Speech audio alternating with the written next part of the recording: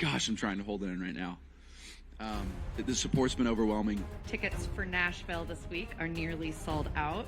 We are calling this the Bryson effect. I mean, with how much... It just did. The bigger guy will have the advantage. Well, if the little guy can move, Joe, it's hard to hit the little guy sometimes when you're a big boy, right? In-game live, prime time. 40-1, I'm going to take a little flyer on Justin Rose. In-game live, overtime. As you sit here and listen, watch right now, you may want to consider placing that bet. It's smarter to be on SportsGrid. He went bogey, double, par, birdie, bogey. Thomas Dietrich's all over the place here today. This golf course is so volatile where it can make you look like a fool in just a matter of minutes. And, you know, you look at a guy like Thomas Dietrich. You know, he's right there tied for the lead or whatever it was, and now he's like 4 or 5 over in the wink of an eye. In-game live, all access, only on SportsGrid. Despite me being a Yankee fan, I think Joe would deserve the label as Aaron Judge's biggest fan, not through any bias, but just through the amount of money that he's made anybody who's been betting on him. I just had him for that home run, and I'm going to go back to it today. That home run coming in at plus 230. Max Fried here, while he has been strong, this is Aaron Judge. Game time decisions, only on SportsGrid.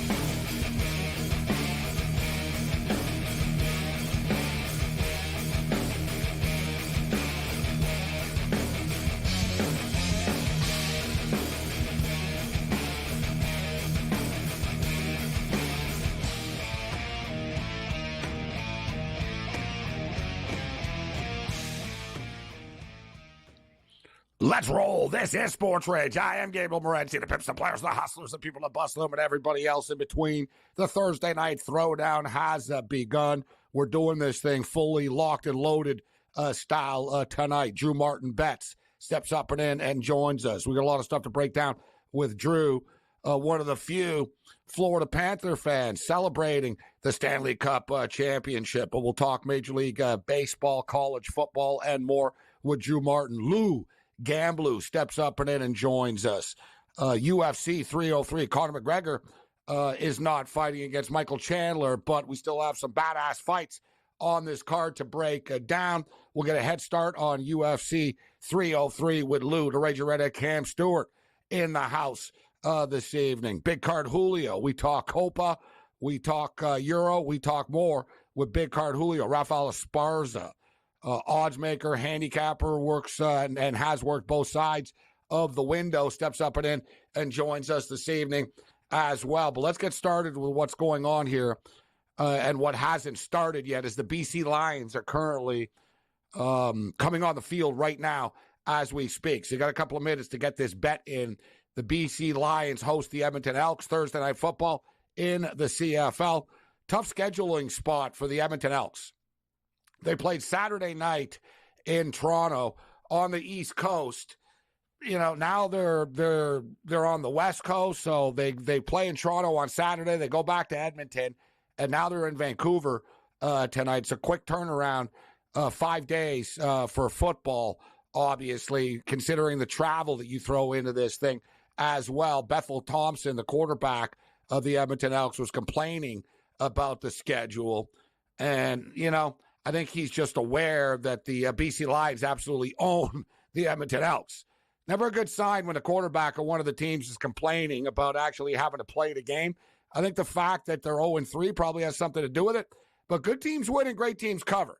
And the Edmonton Elks have actually been pretty good this year against the spread. They're 2-1. The first game of the year was basically a pick-em, and they lost a close game late. And they've lost their last couple of games by a field goal, and they're normally getting right around this, normally about a touchdown or so. It's 6.5 or 7. The BC Lions have absolutely owned the Edmonton Elks, all right? It's been one of the more one-sided, quote-unquote, rivalries. Let's call it matchups, because they're not really rivals. Matchups. They are in the same division, but the CFL is complicated like that. The BC Lions have, really owned them.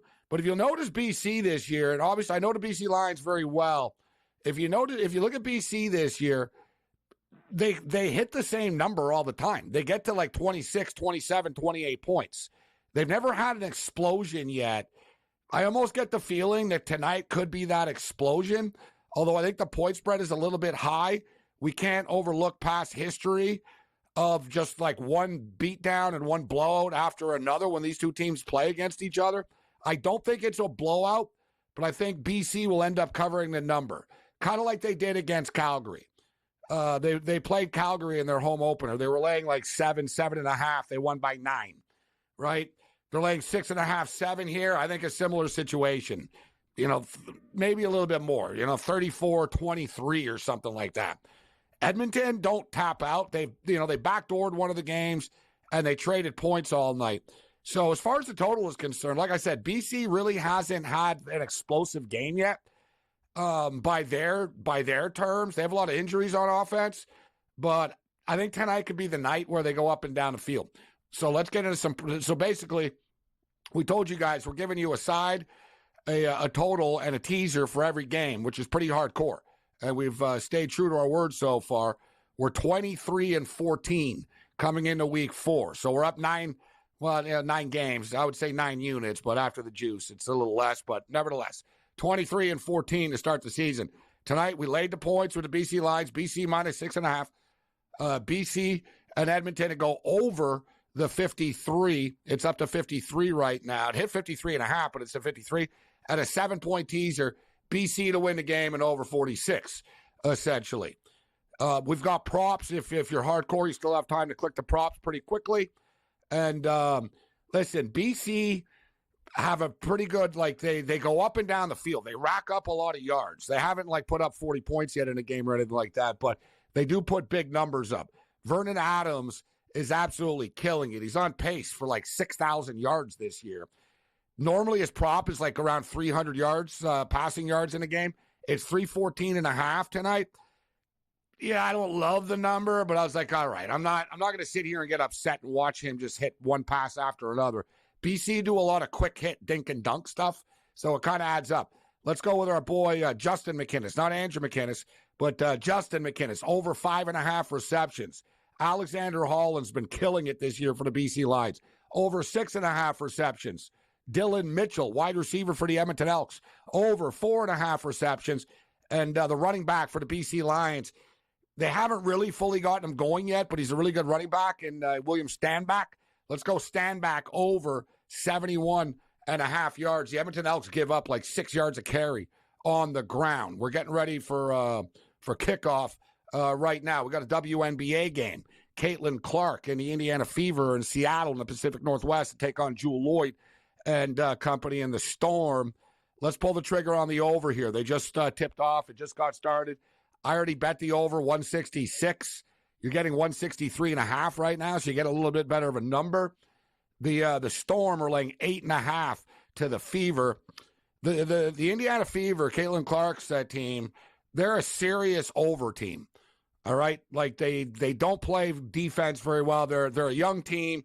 Caitlin Clark isn't very good on defense for all the talk about her. She gets lit up a lot. She's very like Luka a lot. She really is very Luka-ish, right? She can score, she can pass, she does a little bit of everything. And oh yeah, by the way, she gets burnt on the other end all the time. So that's the theme there. But the Fever have played 18 games this year. 14 of them have gone over the number. It's to the point. Forget about Caitlin Clark and rivalries and all this stuff in the WNBA. Whatever. The Indiana Fever are 14-4 to the over. Let's go over the number in this basketball game. Seattle aren't a big over team. They're 7-9 as far as their totals are concerned. They're a good team. They're 10-6 straight up. For the record, the Fever are getting better right now, right? The Fever were really bad, if you remember. They were 1-9 or whatever it was. They couldn't win. It was a disaster. And I actually thought it was a good thing for them because maybe they can get Paige Beckers next year. But they're starting to win games, and they might be able to make the playoffs, actually. They're 7-11 right now. I wouldn't be surprised if this game was close, actually. It's 8.5. I bet the over the game, but looking at it and thinking, you know what? It probably will be close. I don't think Indiana will get blown out in this game. The BC Lions 2-out on their first possession. They got the ball first. stupid field turf grass. The wide receiver on the BC Lions was open, but he fell. It's one of those, like, he slipped. I'd get mad. I don't know what are you going to do. Buddy, like, he turned to cut. He was open. The ball, like, got thrown. It would have been completed, and he fell, and he got up, and it disrupted everything. So Edmonton have the ball at midfield right now as we're off and running in the CFL. So we've got a ton of stuff to break down tonight. Let's step up onto the pitch. The USA loses to Panama tonight. And I would say, and I'm seeing some headlines out there, shocking loss, USA upset. It's not that shocking, right? They were like minus 225 favorites, minus 250 favorites. So it wasn't like this is the biggest upset in soccer history or anything. And Panama always seemed to give the Americans trouble. It was sort of how they lost, which is leaving people befuddled right now. Now they're going to need a win against Uruguay, all right? And I tell you what, the best teams in the world have a hard time beating Uruguay. So the U.S. are now going to have to beat Uruguay to advance in the Copa. A lot of stuff to break down tonight. Locked and loaded. Let's roll. This is SportsRage.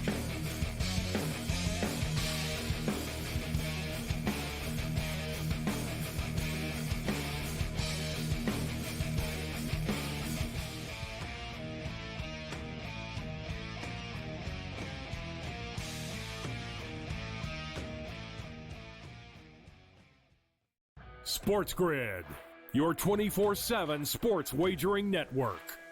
Fantasy sports today. Can he be a guy that's really useful in your fantasy rotation? I think the answer is yes. Game time decisions. I'm going to lose the bet because he's injured again. Betting above the rim. He's got a broke J. That's all there is to it. He's got no confidence in that jump shot. My thing you've always heard me say on the network is you're either winning or you're rebuilding. In-game live all access. Wondering when that was going to happen, and the answer is it just Sometimes did. The bigger guy will have the advantage. Well, if the little guy can move, Joe, it's hard to hit the little guy sometimes when you're a big boy, right? In-game live, prime time. 40-1, I'm going to take a little flyer on Justin Rose. In-game live, overtime. As you sit here and listen, watch right now, you may want to consider placing that bet. It's smarter to be on SportsGrid. Technically, despite having the most wins in both the AL and all of Major League Baseball, 52 of them for New York, no longer the best winning percentage. You expect your front offices to hit that gas pedal when it comes time to get a better team on the field post All-Star break, because the one thing that you know from the Yankees and the Orioles is what, Ben? You're going to fight with each other throughout the stretch here, and you want home field advantage. The early line, only on SportsGrid.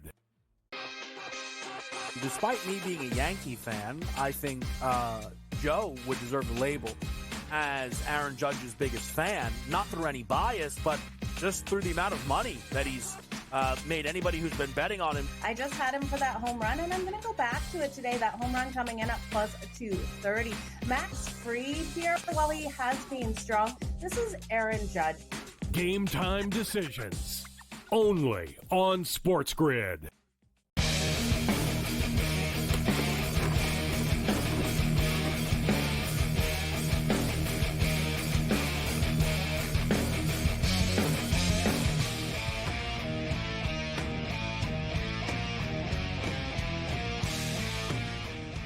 This is SportsRage. I am Morency. We're back in black. Let's do this thing. The Thursday night throwdown. We're locked and loaded. Countdown to UFC 303 is on. Massive card. Of course, Conor McGregor was supposed to take on Michael Chandler, except Conor McGregor hurt his pinky toe, and he's unable to do combat. Poor Conor. So, Conor hurt his toe. And he had to pull out. It's a debatable subject. Some people think it was a pretty wuss and kind of jerk thing to do, that he could have fought through it. Others think it was the right thing to do. And he does throw a lot of kicks, this guy. So, like, some fighters wouldn't care, right? Like, if you're a heavyweight fighter and you don't wrestle and whatever, you're just trying to punch someone in the face, you won't care that you have a broken toe. But especially the small toe. But if you're a smaller dude and you do throw a lot of kicks and stuff, it's not ideal to have a broken toe. So nevertheless, still a stack card. We'll get into that. We got Lou in the house. We got Drew Martin ready to step up and in. Cam Stewart in the house with us as well. Drew, good to see you. Cam, good to see you. Drew, congratulations on the Florida Panthers winning their first ever Stanley Cup. Stanley C. Panther, the mascot, can now fully live up to his name. Yes. Oh, absolutely, Gabe. How great was that, having it done in that? And they did go to Elbow Room after. I don't know if you remember last week we talked about that. Yeah, of course. I told you they would. That was the first place they went. That's where they went in the morning after. The video, there's videos of them, with the cup on the street. It was outside the Elbow Room, and then they took it to the beach. So, yeah, I wasn't surprised. We called that. Too bad I couldn't bet on that. Where will the cup go first? I said the Elbow Room. Yeah, no, heck of a call. I mean, the Elbow Room is like a South Florida staple, guys. I actually know the grandson of the guy that bought that property back in like the 1930s. So, it was so cool to see. He was having pictures with the Panthers there. It's like a beach bar that you can just walk up to right from the beach. It was cool to see him like jumping in the ocean, the Atlantic Ocean, with the Stanley Cup. They were pouring beer into it I heard they didn't go to sleep. Just right to the Elbow Room, like early morning there. So that was wild. And I'll tell you, Gabe, to actually get the Stanley Cup in South Florida, I've been a lifelong Panthers fan. I can remember being a kid in elementary school when they came on. They did make that one run, and then they got swept to the Avalanche way back in the day. And to see it go the way that last year went, talking about the Panthers and losing, and then to lose 3 games straight in the Stanley Cup finals, but yet find a way to win Game 7. Me as a handicapper, Gabe, I didn't think it was going to happen. I thought momentum was against them and they were going to find a way to lose it. But as a Panthers fan, unfortunately, I didn't bet it because I really thought that with my money. I didn't want to risk it. But it was really cool to see the Panthers actually hoist the cup, man. Anytime, if you're a fan of a team and they win a championship, it's super cool. But it is unique, isn't it, when the team – like when you were around before the team existed. So like you said, like you remember when they came into the league, that's how I felt about the Raptors, right? It was sort of a slow progression. When the Raptors, it was year 1. I wasn't even living in Toronto, and I had a buddy that was working at a radio station, and he called me, and he goes, dude, I got a all-expense paid trip to Toronto, courtside seats, 5-star hotel, and spending money. That was a contest winner, and it's unclaimed. He goes, if they don't show up by noon, they're yours. And I was like, oh, yeah. And so I went right to the radio station. The train station was right there. I got on the train. Next thing I knew, it was like, it wasn't their first ever game. It was literally like their third game or something. It was actually, Cam, at the Sky Dome. So at the Rogers Center. It was this massive, they had a small little court down there. I remember one went all the way down to the bottom. Remember they played the Milwaukee Bucks. And I was more of a player fan before that, Drew. You know what I'm saying? Because, I grew up in a city without an NBA team. So I was like, I like Dr. J when I was a kid. I like Magic Johnson, whatever. I was more of a player. And, I like the Knicks. I was betting on the Knicks a lot. But to see the Raptors then, 25 years it took. Very similar. It took like 24. The Raptors won in their 24th year. To see them win the championship, I was like, wow. I remember them playing their first effing game. Right? And totally sucking and being happy they beat the Bulls and Jordan on a Sunday once, like in the early days, to winning a championship. And I can remember the whole journey. So I know what you feel like as a Panther fan, remembering like you said, like going to the games and like no one being there and nobody caring. And here they are now, champions of the league. Oh, it's so cool. And I think you actually hit on something, seeing it like inaugural. It's a great word in itself to go to like an inaugural season game. And for me as a kid, yes, I love the Dolphins. Yes, I root for the Heat. But the Panthers and the Marlins, they both came on when I was a child down there in South Florida for like their first season. Yeah, so they're more your teams. Exactly. They're your teams. Exactly. Yeah. And we've seen it happen even more recently. Like with the Las Vegas Knights. You see how successful that is being because don't remind us. We're aware. Yeah. The Vancouver Canucks have been in the league since 1970. Never won the cup. Yeah. Toronto Maple Leafs haven't won the Cup since 1967. Ooh, that's think about amazing. that. Yeah, how is that possible? How popular hockey is How is up that there. possible? It's very possible. A lot of teams. Think about it, Drew. Even the Canadian curse thing, like it's getting to be like nuts now. Like a team from Canada hasn't won since 1993, and they just keep losing in like brutal fashion, like game sevens. Every team from Canada has had a crack at it almost too. It's like, all right, let us go. We're going to go. Let us try. And then you get pushed right back down the hill all the time. But it's not easy. It's not easy. And I tell you what, the biggest thing I was impressed with the Panthers was the fact that they made it to the finals last year. And a lot of times you see it in the NFL all the time, Drew, the Super Bowl loser, man, you're in obscurity after. Look at the Falcons. They lose. They're never the same. Cam Newton goes to the Super Bowl. The guy's the MVP of the league. Guy's out of the league a couple of years after. Right? Like, you go to the, you know what I mean? These losing teams, bad stuff happens. NBA, same thing. You make it to the finals. You never get back and all this. Hockey is so hard because it's so physical to play all those hockey games. They made it to the finals last year. To do it again, very, very impressive run. The guy I'm happiest most for is Paul Maurice. This is SportsRage.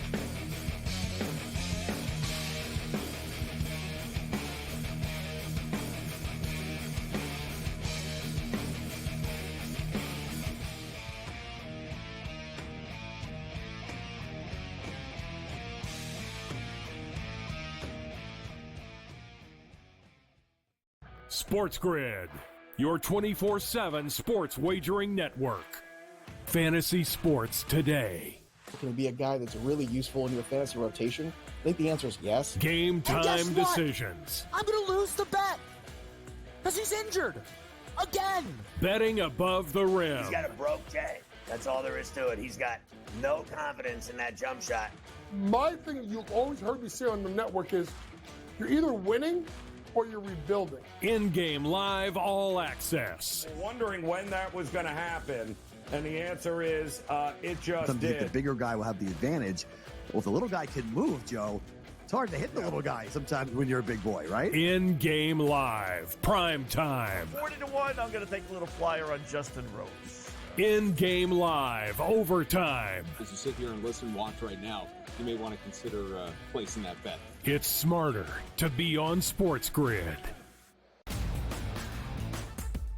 Technically, despite having the most wins in both the AL and all of Major League Baseball, 52 of them for New York, no longer the best winning percentage. You expect your front offices to hit that gas pedal when it comes time to get a better team on the field post All-Star break, because the one thing that you know from the Yankees and the Orioles is what, Ben? You're going to fight with each other throughout the stretch here, and you want home field advantage. The early line, only on SportsGrid. Despite me being a Yankee fan, I think Joe would deserve the label as Aaron Judge's biggest fan, not through any bias, but just through the amount of money that he's made anybody who's been betting on him. I just had him for that home run, and I'm going to go back to it today. That home run coming in at plus 230. Max Fried here, while he has been strong. This is Aaron Judge. Game time decisions, only on SportsGrid.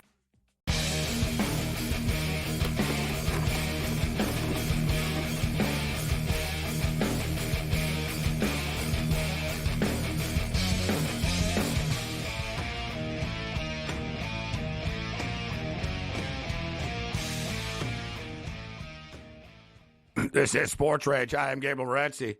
We've got a soccer score going on in Vancouver right now. 4-0 Edmonton. Oilers over Canucks 4-0. It's 4-0 with 6 minutes left in the first quarter of play. Yes. So we're off and running in the football game. We got Drew Martin in the house, and Drew's got a full slate of baseball picks, for us that we're going to get to tomorrow. Drew, you are in Mexico, so we talked about the Panthers. Tonight, the Copa America continued, and, we're watching the Euro stuff, and Euro's off till Saturday. So you watch the Euro Cup and you watch the Copa, and they're going on at the same time, like Euro in the day, Copa at night. It's fascinating. It sort of reminds me, Drew, of like college football conferences, right? One conference is like this, the other conference is like that, the difference. And the Euro stuff is, you've got, nut job fans and hooligans, and it's, massively, there's billions of people watching and all this type of stuff. But it doesn't come close. It doesn't have the same flair, bro, as the Copa and the South American countries and the drama and the passion that they have. And the Euro Cup is like physical. There's like, they're big European dudes. There's a lot of contact in the box and stuff, but it's not dirty. The Copa America is like prison rules. This is like San Salvador, like cell block D stuff. There's been 3 red cards in the last 2 games in the Copa. Like, people are just to the point, like, they're headbutting people, they're punching people, they're tripping people, they're kicking people. And last night, Mexico lost. Mexico loses to Venezuela in front of like 78,000 Mexicans at SoFi Stadium. You're in Mexico. What's the fallout there right now, Drew? I'm imagining not good after losing to Venezuela. Not good at all, Gabe. Oh my gosh. I was out last night watching that game, and I will tell you this, man. I can't, my Spanish isn't 100% yet. I'm still learning, but I could tell they were not happy. They are not happy. Were like people just mad when you were out watching people watching the game? Yeah. I was rocking a Mexico jersey, Corona in my hand, the whole bit. I was living it up, and I actually bet on them, so like I had some skin in the game. And to see him go down like that, man, it was frustrating. And there's people yelling in Spanish, and they were not, words that we could probably say live here on SportsGrid, but they are not happy with the coach. They want him fired. They have to win against Ecuador to advance, I believe.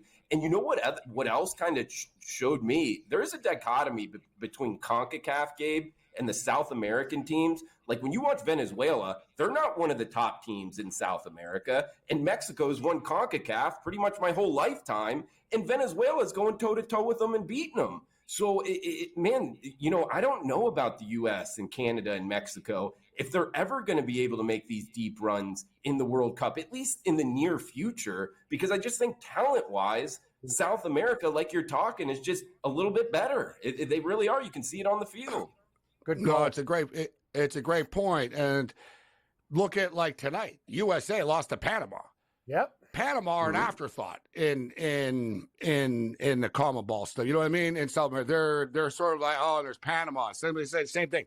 Venezuela, they were saying last night it's Venezuela's biggest win in like 30 years. Like, Venezuela Venezuela's a baseball country. Soccer's it's not a. Soccer isn't like the big thing there. We all know like how good they are at baseball, Venezuela, right?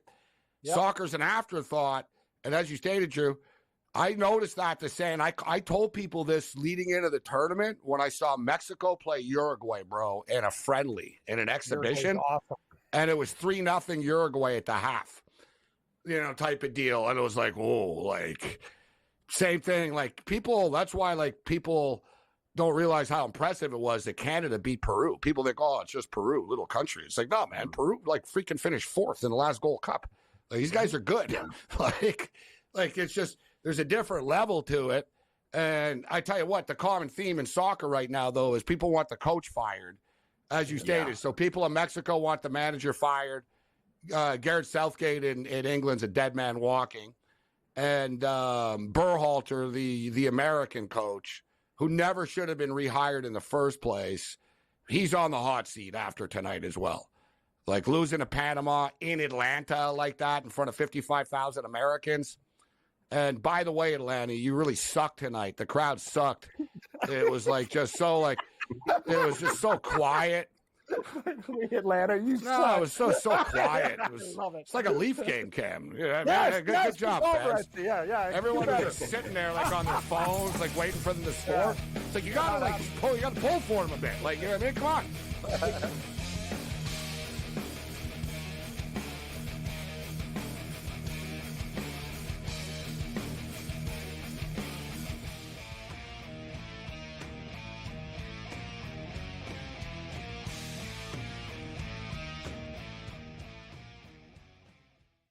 SportsGrid, your 24/7 sports wagering network.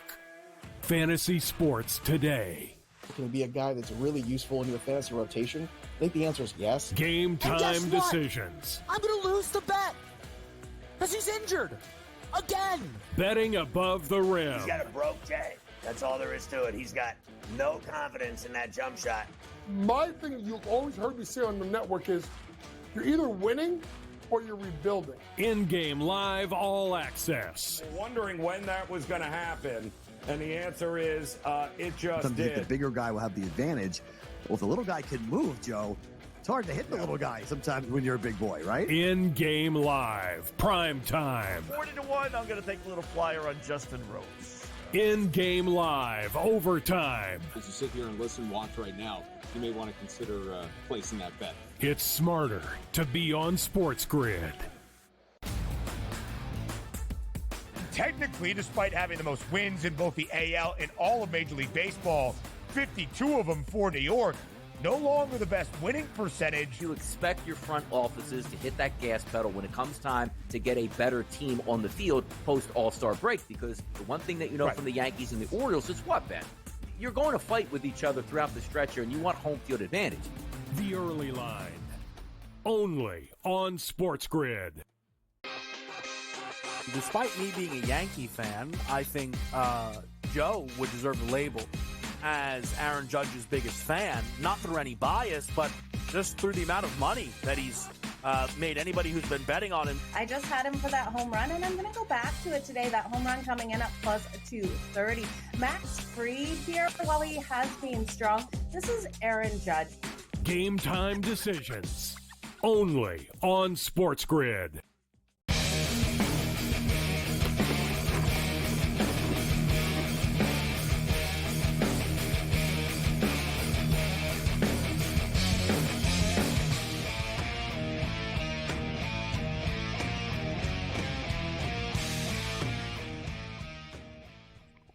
Interesting. It's 4-0 in this football game still, Cam, but the in-game total is 50.5. Yeah. It's like the computer knows something we don't, because even me as an overbetter, slight overbetter, I'm on the teaser here. It's like, man, this game is really going nowhere fast, which I was kind of a little bit concerned about. I talked about early in the week, Vernon Adams didn't practice all week. He's got an abdominal issue. The Edmonton Elks are playing on a short week, and it's almost like where I'm getting an instant reminder right now. I'm just thinking about this. This is like a stupid Thursday nighter in the NFL. You're absolutely correct. Earlier in the year, they were playing on Thursdays, guys, but it didn't matter because it was the first games. Now, this is almost like the first time where it's like really catching up. It's like, oh, God, it is played. We got to play again. Exactly. And it's like it looks like it. Both teams are sloppy. Yet the total's 50.5 here right now, and BC's laying 5.5. I get the feeling that it'll get around this too. I think it's, once there's a touchdown, it's going to start to open up a little bit. But it's 50.5 right now. All right, we got Cam Stewart in the house. We got Drew Martin kicking it with us. We'll get to more soccer later. Can't wait for the Euro on Saturday. But we got Major League Baseball. Reds are up on the Cards, guys, 11-4 right now. And the Angels are up 2-0 on the Tigers. Any late night baseball for you, Drew? You know what, Gabe? I'm actually sweating out Cincinnati. Actually, Detroit and LA. I backed Flaherty down 2-0, unfortunately. But I am on the Reds with Andrew Abbott over the Cardinals, and they're up 11-4 here, getting late in that one. So those are my two in action right now for tonight. But I did fire away on tomorrow's card. Yeah, I see. You've got a bunch of plays. I'm all over this football, and I gave people the start of the show over 166 in the WNBA game, and it went down to 163.5. I said it's a good number. It's 174.5 right now, guys. Indiana Fever getting 7.5 against the Seattle Storm. Seattle are better, but Indiana are playing good basketball right now. Yeah. Like they're starting to they're really improved since the first couple of weeks of the season. Now they're up to 7 wins, 7-11. They were getting 8.5. It's 7.5 right now. I only bet the over here, guys, but if I had to take a side here, I think the Fever probably hang around. They don't really get blown out ever. Good call, Morency. And I'm getting 8.5 on FanDuel, and I am going to jump in. I think the Fever can hang with the Storm. You said it. Caitlin Clark, we talk about all these headlines, but if you really watch the Fever play, they are playing competitive basketball, covering numbers, and I agree. I think we can stay inside that number. I could see Seattle winning, but not by 9 or more. So give me some Fever, buddy. Let's rock. It's the one thing, Drew, that people are always, talking about the drama of this and the WNBA and rivalries and all that. The Indiana Fever, I said, throw out all the drama. They're 14-4 to the over on the season. They played 18 games, Drew. They're 14 of the 18 games have gone over in the Caitlin Clark games. They don't play defense. They're a young team. And I brought it up early. Caitlin's very similar to Luka Doncic. She can score. She can pass. She gets rebounds. She's starting getting close to triple-double type stuff all the time. Yet she's not great on defense. She's kind of skinny and she's, you know what I mean? It's not big. So you got bigger girls are picking on her defensively. And we got these games going over the number. I just figured I'd throw that out for you, Drew, just blindly. 14-4 to the over, the Indiana Fever this year. You know what, Gabe? I like that. And to tell you the truth, it's kind of a little bit off topic in terms of she gets a whole lot of, attention maybe to bet on or to look to fade. Yeah, her player props are always razor sharp and stuff, Yeah, 17 right. and a half. Exactly. No one's talking about, what about the team? The games go over all the time. Yeah. Exactly. I like that angle, man. I wonder how, efficient the WNBA betting markets will be. Do you think they're going to go, at least 11 overs of their next 20, knowing that they're already, 14-4 here, the first 18? Is this like the NFL betting markets where a trend like that wouldn't last very long, most likely? I wonder if enough people are betting on it for them to notice. Yeah, right? exactly. That's another thing. Yeah. Like the NFL betting markets, that would be efficient. Something like that wouldn't last too long. But if you got into a little bit more of a niche market in which the WNBA does fit that bill, some of these trends can last for a while. All right, so we got Drew's baseball picks that we'll get to on the other side. College football season's rapidly approaching as well, and I want to take a look at the Heisman odds tonight. As the Heisman Trophy is always an interesting bet. Oftentimes it's not the favorite that wins. It's somebody that sort of just comes out of nowhere that steps up. Like I talked about, Phil Steele was on the show a couple of years ago, and he gave us Joe Burrow. Joe Burrow was 180 to 1. Joe Burrow was so off the radar. He transferred from Ohio State. He went to LSU. They were 7-5 or whatever in his first year there. And Phil Steele said, look for Joe Burrow this year and the LSU Tigers to light it up. Boom. They lit it up, and the rest is history. So, it starts at the top, but it doesn't always mean that, that's going to be the player that wins. So Carson Beck is the favorite. I wouldn't bet him, Drew. It's a classic example. So you're the quarterback of the Georgia Bulldogs. All right, fine. You won't get credit for it also because Georgia's so stacked, right? So people are going to be like, oh, they win because of Carson Beck. It's going to be like, no, they're whatever. Carson Beck's just there. Quinn Ewers at Texas is interesting, because they're Texas and ESPN love them and the media loves to hype them and stuff. And they have a tough schedule, but I'm, 9-1, not enough. Dylan Gabriel, guys, is 10-1. He's going to the Ducks, and we saw the numbers that Bo Nix put up last year. Okay, fine. That was in the Pac-12. Now you're in the Big Ten. You're going to bet Dylan Gabriel to win the Heisman Trophy in the Oregon Ducks' first year playing in the Big Ten. And by the way, they do go to Ann Arbor later in the season. So Will Howard, the quarterback of Ohio State, I'm not really feeling. You got the kid Nico at Tennessee. Yeah. Jalen. I actually like Jalen Milroe, and people I talk to are really buying into the guy right here with Milroe, Jackson Dart, at 15-1. And then you got Nussmeier from LSU at 18-1. True, you were the quarterback. Who catches your eye here? And what do you think about my points and why I scratch a lot of these guys off the list? I think they're great points overall, Gabe. And going down the list of what I guess guys I would have circled, Jackson Dart, of course, Lane Kiffin. Are they gonna get enough wins? I almost feel like you got to at least make the playoffs, the 12-team playoff, remember this year, guys, in order to win the Heisman. I would think that would kind of be at least a big check mark if you need in your back pocket. And they're more defense-orientated, and they run the ball now more, too, Ole Miss. They don't play in the track meets. That's why they're getting better. So I'm not even sure. They're not going to score 50 points a week or anything like that. Yeah, no, that's a good point. I like Jalen Milroe as well there for Alabama. Obviously, question marks, new system coming in, but he is kind of that highlight reel type quarterback where at the end of the season, he's going to likely have a couple runs there that ESPN's going to be running, on clips and stuff. I think that stuff matters when you're betting, the Heisman Trophy. Will Howard's an interesting one. I mean, they're, likely a team that's going to be near the top of the Big Ten standings. If they punch their ticket in with that fan base, that's something to keep in mind. Dylan Gabriel, I'm with you. You keep in mind, guys, he's from Hawaii. He played a lot of his football in Florida. So later in the season in cold weather environments, I'm actually going to be looking to fade on Oregon if he's behind center just because of that situation. Nussmeier for LSU, that could be one. If they get some big offensive numbers there, he might be one to watch out for on that list, Gabe. But overall, I think it's fascinating, man. One thing I will bring in is when they're voting for the Heisman Trophy, I think it does matter. Keep in mind, in years past, it's been before the national championship, but it's going to be likely after, the selection show for the playoff is. So I think when it is matters as well. Cam, great call, Drew. And Cam, I got one for you here, your boy. Yeah. Avery Johnson, 25-1, Kansas State. There's your sleeper. That's my Dark guy. horse. You know I'm betting it, Gabe. He's actually really good for real, this kid. You know what? He could be in a conversation, because he's going to be the star of the team, Cam. Like Carson Beck. It's like, dude, you're the quarterback of Georgia Bulldogs.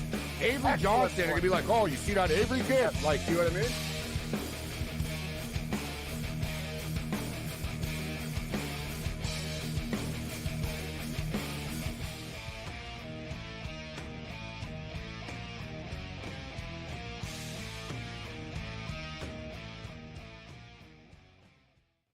SportsGrid, your 24/7 sports wagering network.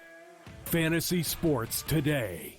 Can it be a guy that's really useful in your fantasy rotation? I think the answer is yes. Game time decisions. I'm going to lose the bet because he's injured again. Betting above the rim. He's got a broke J. That's all there is to it. He's got no confidence in that jump shot. My thing you've always heard me say on the network is you're either winning or you're rebuilding. In-game live all access. Wondering when that was going to happen, and the answer is it just Sometimes did. the bigger guy will have the advantage. Well, if the little guy can move, Joe, it's hard to hit the little guy sometimes when you're a big boy, right? In-game live, prime time. 40-1, I'm going to take a little flyer on Justin Rhodes. In-game live, overtime. As you sit here and listen, watch right now, you may want to consider placing that bet. It's smarter to be on SportsGrid. Technically, despite having the most wins in both the AL and all of Major League Baseball, 52 of them for New York, no longer the best winning percentage. You expect your front offices to hit that gas pedal when it comes time to get a better team on the field post All-Star break, because the one thing that you know from the Yankees and the Orioles is what, Ben? You're going to fight with each other throughout the stretch here, and you want home field advantage. The early line, only on SportsGrid.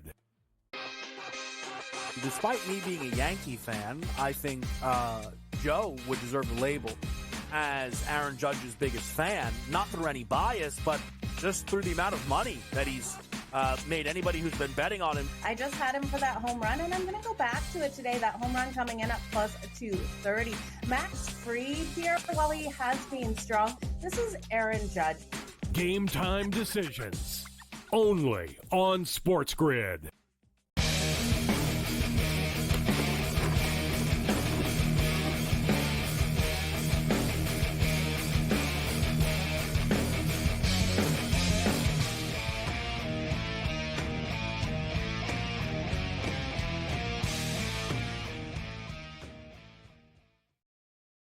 Touchdown, BC Lions. As we stated, we expected the party to get started eventually, and it has.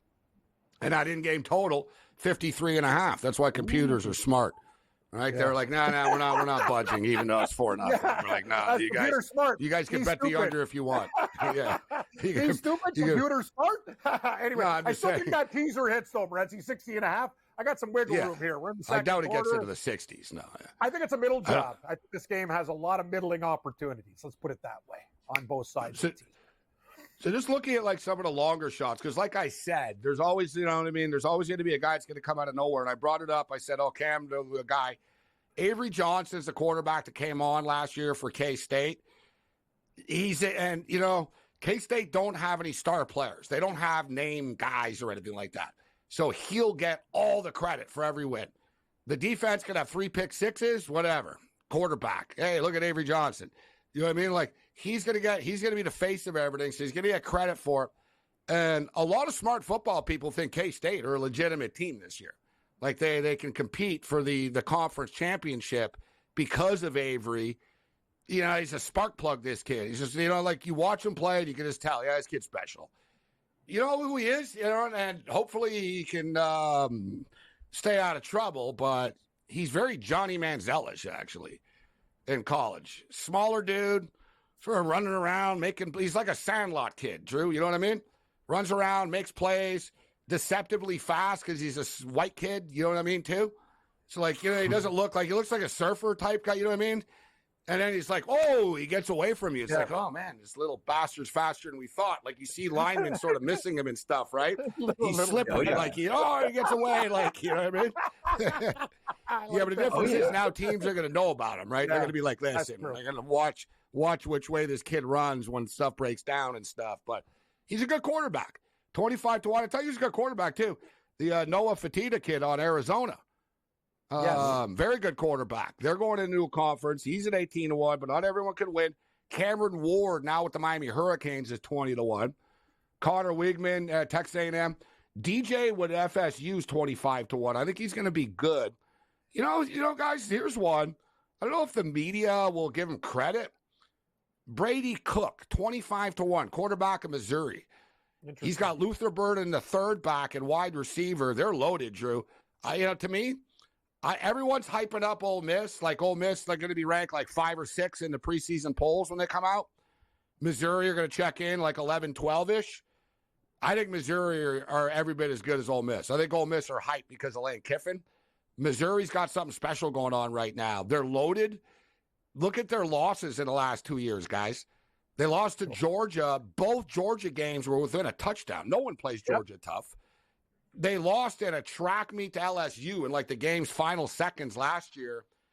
Like they've lost like 3-4 games in 2 years. That is to the Georgia Bulldogs, right? Like they're really, really close to breaking through this team right now. Very, very talented football team. For the record, Shedeur Sanders is 33-1. And one last thing here. I mentioned Phil Steele, who's one of the best gurus out there. Phil Steele thinks the Clemson Tigers. Well, let me ask you quickly about that, Drew. We'll get to your baseball picks. He thinks the Clemson Tigers are poised for a big bounce-back year this year. And he also thinks Cade Klubnik is going to have a great year at quarterback. Buying or selling the Clemson Tigers revival? I'm buying. I think that they're riding a little bit under the radar. And you bring up Phil Steele, his track record with picking this type of profile has been great. And we got to add in the fact the ACC conference took a big step back last year. So in terms of, punching a ticket into the playoffs, you bring up Missouri. I don't necessarily disagree with you, but to kind of mix in both of these two topics, Clemson and Missouri's fighting against a lot bigger competition than Clemson is. And they're going to have to fight against better teams to punch a ticket, whereas Clemson might have a little bit easier of a road in the ACC. Yeah, we'll take a look at the playoff odds, but Drew's got a lot of baseball games here. So let's get started. Tomorrow's MLB, Washington Nationals, Baltimore Orioles, Toronto Blue Jays, New York Mets, Chicago Cubs, Cleveland Guardians, LA Angels, LA Dodgers. You're locked and loaded, Drew. Oh, you're a big card, Drew. Yeah. Oh, yeah. BCD. Big card Julio. Big card Julio. Yeah, we got everyone's a big card on this show. Yeah, maybe I should go with that. I should run with big card Drew. Big card BCD. Drew. Yeah, it's good.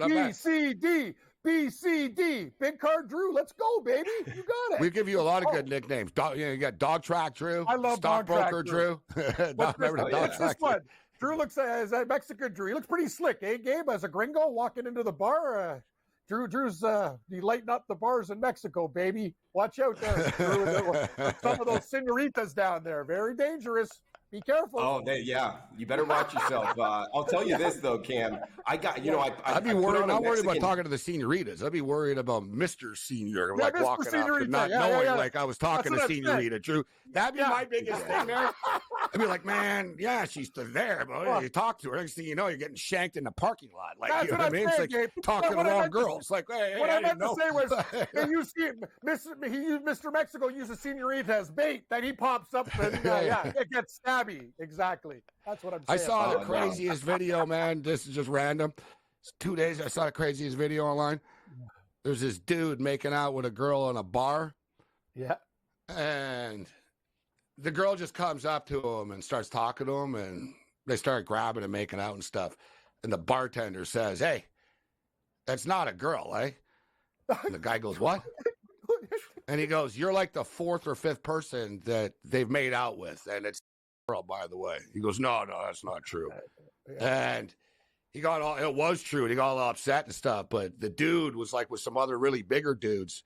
It looked like it was in one of these countries. I was like, man, they don't start making out with anybody at any bar. Like, you know what I mean? Check the Adam's apple. That's the telltale sign. They're like, Adam's lesson apple. learned. You know, in the modern era right now, it's just like the world's crazy. I mean, people really are nuts in this world. All right, so we'll get Drew's best baseball bets on the other side here. We got Lou stepping up and in with some UFC.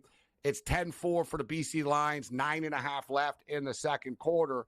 But the Edmonton Elks are moving the ball right now, so this total is starting to pick up a little bit. The Edmonton Elks have the ball on BC's like 17-yard line or so. I think it's first down, too. It is first down from the 16. Yeah, this could be 11-10 suddenly in a minute, and suddenly, Cam, this game is trending to the over. Yeah.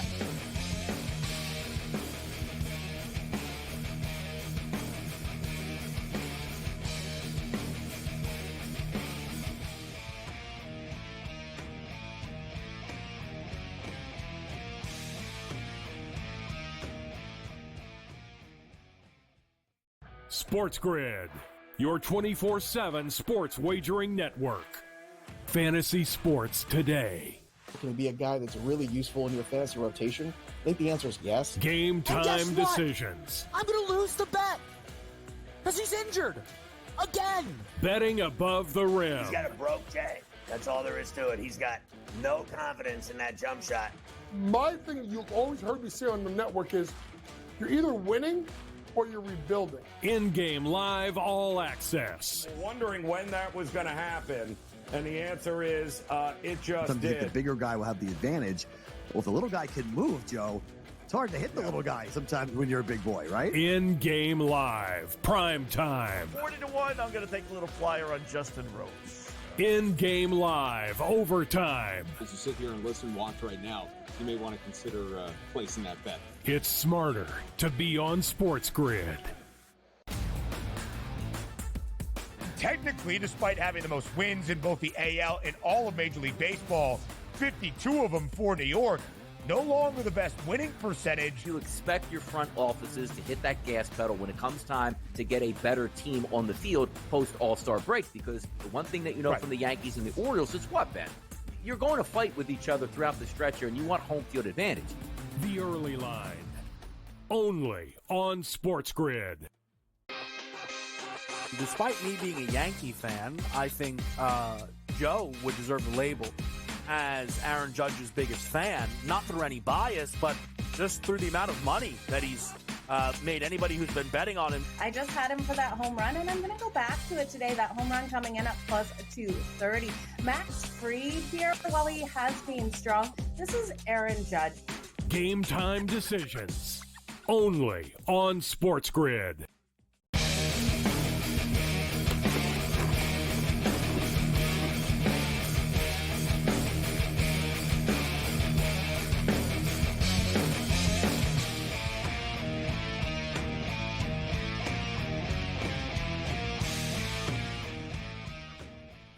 This is SportsRage.